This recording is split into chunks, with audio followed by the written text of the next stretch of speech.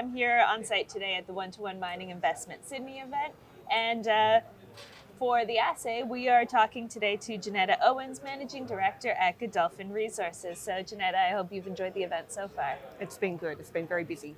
Great.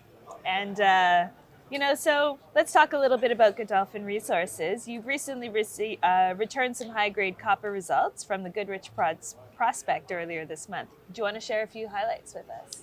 Yeah, so that was a really exciting results for us. We have known about this prospect for quite a while, so it's the first drill holes that we've actually put into the project. And getting 8 metres at over 1% copper was really encouraging and quite exciting for us. That was contained within larger intervals of lower grade mineralisation. But I think most importantly for us was the fact that we actually identified disseminated mineralisation, which is new for this prospect. So we already knew about the breccia style copper mineralisation, but this new disseminated mineralisation style on the other side of a fault is actually a new target to follow up for the future. Great, sounds great. And then turning over to the Narraburra rare earth project. The company recently announced a maiden resource estimate earlier this year. So what's next for the project?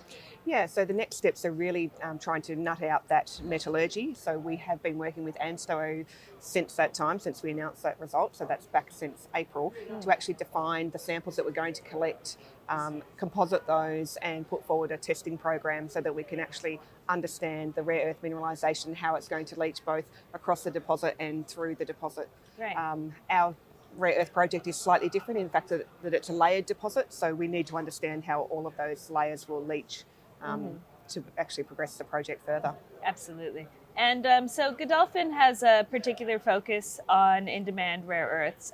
Can you explain a little bit about how Narraburra has potential to fill the supply gaps for downstream users? Yeah, so Narraburra being a clay-hosted project means that we can actually leach to get the rare earths out, so it has much lower capex costs, so low development costs to get it into production, and shorter time frames, so we don't have to try and crack minerals to get the rare earths out. We just leach them out and then do solvent extraction. So that we really see as a positive step forward for Australia in trying to develop this deposit style. Absolutely. Well, certainly a lot to hear more about as your projects develop. So thanks for joining me here today. Thank you very much.